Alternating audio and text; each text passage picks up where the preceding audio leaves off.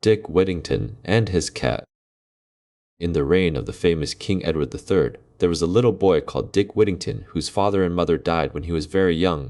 As poor Dick was not old enough to work, he was very badly off. He got but little for his dinner, and sometimes nothing at all for his breakfast, for the people who lived in the village were very poor indeed, and could not spare him much more than the parings of potatoes, and now and then a hard crust of bread. Now Dick had heard a great many very strange things about the great city called London, for the country people at that time thought that folks in London were all fine gentlemen and ladies, and that there was singing and music there all day long, and that the streets were all paved with gold. One day a large wagon and 8 horses, all with bells at their heads, drove through the village while Dick was standing by the signpost.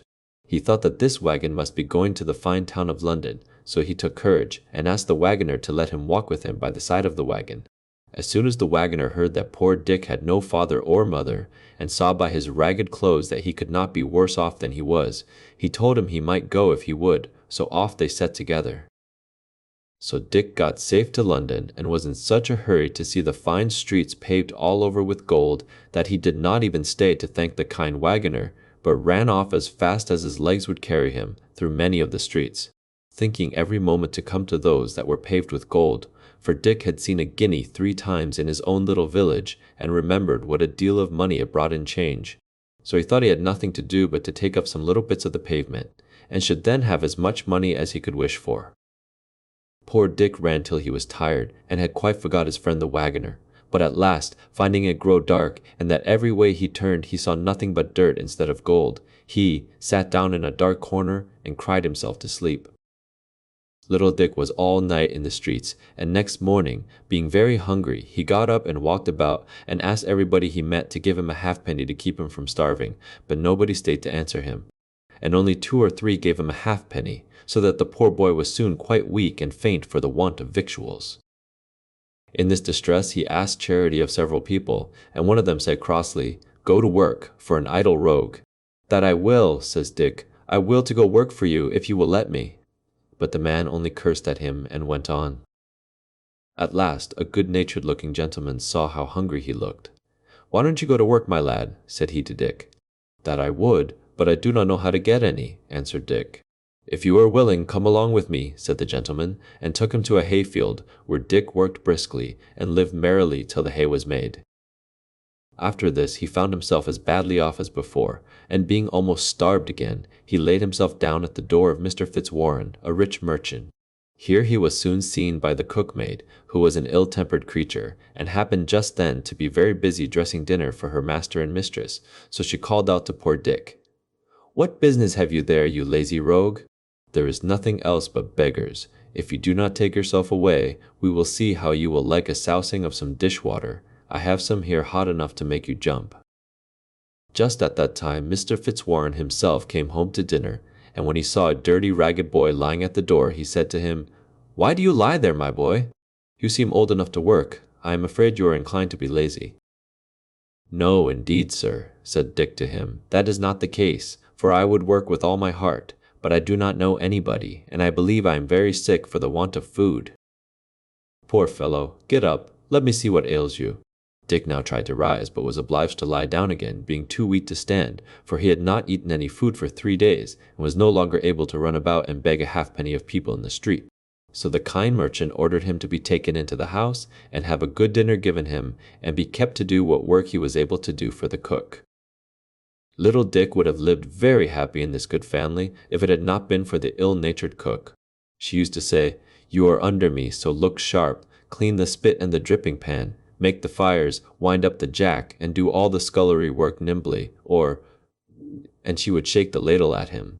Besides, she was so fond of basting, that when she had no meat to baste, she would baste poor Dick's head and shoulders with a broom, or anything else that happened to fall in her way. At last her ill usage of him was told to Alice, Mr. Fitzwarren's daughter, who told the cook she should be turned away if she did not treat him kinder. The behavior of the cook was now a little better, but besides this, Dick had another hardship to get over. His bed stood in a garret, where there were so many holes in the floor and the walls that every night he was tormented with rats and mice. A gentleman having given Dick a penny for cleaning his shoes, he thought he would buy a cat with it. The next day he saw a girl with a cat, and asked her, "Will you let me have that cat for a penny?" The girl said, "Yes, that I will, master, though she is an excellent mouser." Dick hid his cat in the garret, and always took care to carry a part of his dinner to her, and in a short time he had no more trouble with the rats and mice, but slept quite sound every night. Soon after this, his master had a ship ready to sail, and as it was the custom that all his servants should have some chance for good fortune as well as himself, he called them all into the parlor and asked them what they would send out. They all had something that they were willing to venture except poor Dick, who had neither money nor goods, and therefore could send nothing. For this reason he did not come into the parlor with the rest, but Miss Alice guessed what was the matter, and ordered him to be called in. She then said, "I will lay down some money for him from my own purse," but her father told her, "This will not do, for it must be something of his own." When poor Dick heard this, he said, "I have nothing but a cat which I bought for a penny some time since of a little girl." "Fetch your cat then, my lad," said Mr. Fitzwarren, "and let her go." Dick went upstairs and brought down poor Puss, with tears in his eyes, and gave her to the captain. "For," he said, "I shall now be kept awake all night by the rats and mice." All the company laughed at Dick's odd venture, and Miss Alice, who felt pity for him, gave him some money to buy another cat. This, and many other marks of kindness shown him by Miss Alice, made the ill-tempered cook jealous of poor Dick, and she began to use him more cruelly than ever, and always made game of him for sending his cat to sea. She asked him, "Do you think your cat will sell for as much money as would buy a stick to beat you?" At last poor Dick could not bear this usage any longer, and he thought he would run away from his place, so he packed up his few things, and started very early in the morning, on All Hallows Day, the 1st of November. He walked as far as Holloway, and there sat down on a stone, which to this day is called Whittington's Stone, and began to think to himself which road he should take. While he was thinking what he should do, the bells of Bow Church, which at that time were only 6, began to ring, and their sound seemed to say to him, "Turn again, Whittington, thrice Lord Mayor of London." "Lord Mayor of London," said he to himself. "Why, to be sure, I would put up with almost anything now, to be Lord Mayor of London, and ride in a fine coach, when I grow to be a man. Well, I will go back, and think nothing of the cuffing and scolding of the old cook, if I am to be Lord Mayor of London at last." Dick went back, and was lucky enough to get into the house, and set about his work, before the old cook came downstairs. We must now follow Miss Puss to the coast of Africa. The ship with the cat on board was a long time at sea, and was at last driven by the winds on a part of the coast of Barbary, where the only people were the Moors, unknown to the English. The people came in great numbers to see the sailors, because they were of different color to themselves, and treated them civilly, and, when they became better acquainted, were very eager to buy the fine things that the ship was loaded with. When the captain saw this, he sent patterns of the best things he had to the king of the country, who was so much pleased with them that he sent for the captain to the palace. Here they were placed, as it is the custom of the country, on rich carpets flowered with gold and silver. The king and queen were seated at the upper end of the room, and a number of dishes were brought in for dinner. They had not sat long, when a vast number of rats and mice rushed in, and devoured all the meat in an instant. The captain wondered at this, and asked if these vermin were not unpleasant.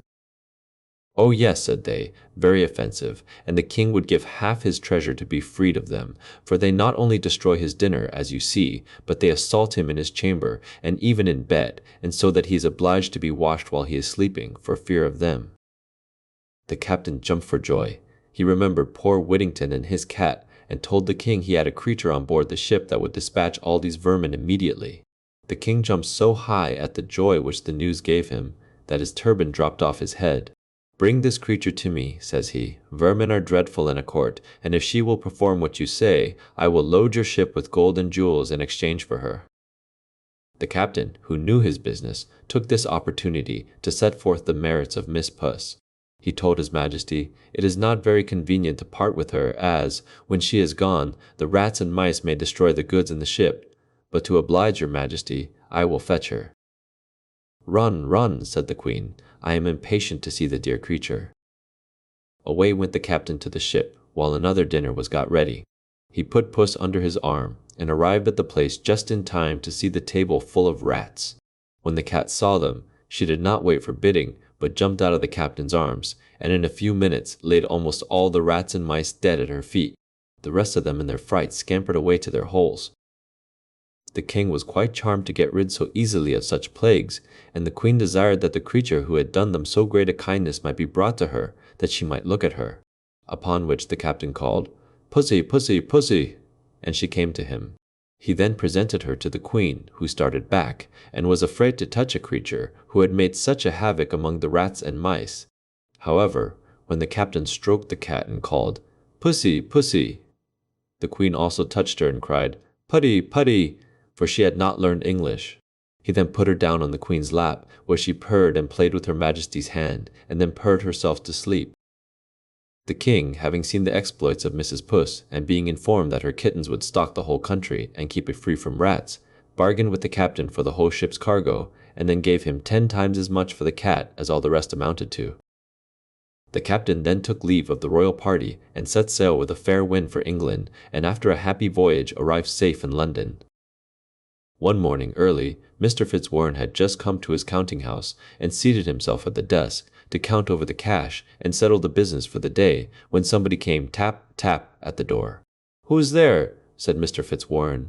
"A friend," answered the other. "I come to bring you good news of your ship, Unicorn." The merchant, bustling up in such a hurry that he forgot his gout, opened the door, and who should he see waiting but the captain and factor, with a cabinet of jewels and a bill of lading. When he looked at this, the merchant lifted up his eyes and thanked heaven for sending him such a prosperous voyage.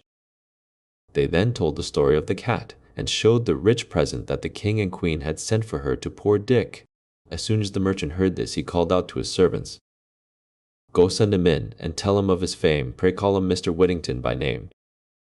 Mr. Fitzwarren now showed himself to be a good man, for when some of his servants said so great a treasure was too much for him, he answered, "God forbid I should deprive him of the value of a single penny. It is his own, and he shall have it to a farthing."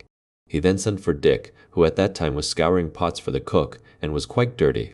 He would have excused himself from coming into the counting house, saying, "The room is swept, and my shoes are dirty and full of hobnails." But the merchant ordered him to come in. Mr. Fitzwarren ordered a chair to be set for him, and so he began to think they were making game of him, at the same time said to them, "Do not play tricks with a poor simple boy, but let me go down again, if you please, to my work."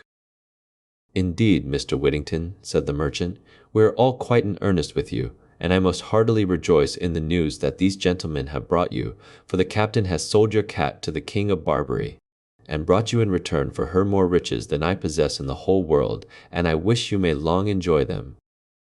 Mr. Fitzwarren then told the men to open the great treasure they had brought with them, and said, "Mr. Whittington has nothing to do but to put it in some place of safety." Poor Dick hardly knew how to behave himself for joy. He begged his master to take what part of it he pleased, since he owed it all to his kindness. "No, no," answered Mr. Fitzwarren, "this is all your own, and I have no doubt but you will use it well." Dick next asked his mistress, and then Miss Alice, to accept a part of his good fortune, but they would not, and at the same time told him they felt great joy at his good success. But this poor fellow was too kind-hearted to keep it all to himself, so he made a present to the captain, the mate, and the rest of Mr. Fitzwarren's servants, and even to the ill-natured old cook. After this, Mr. Fitzwarren advised him to send for a proper tailor and get himself dressed like a gentleman, and told him he was welcome to live in his house till he could provide himself with a better. When Whittington's face was washed, his hair curled, his hat cocked, and he was dressed in a nice suit of clothes, he was as handsome and genteel as any young man who visited at Mr. Fitzwarren's, so that Miss Alice, who had once been so kind to him, and thought of him with pity, now looked upon him as fit to be her sweetheart.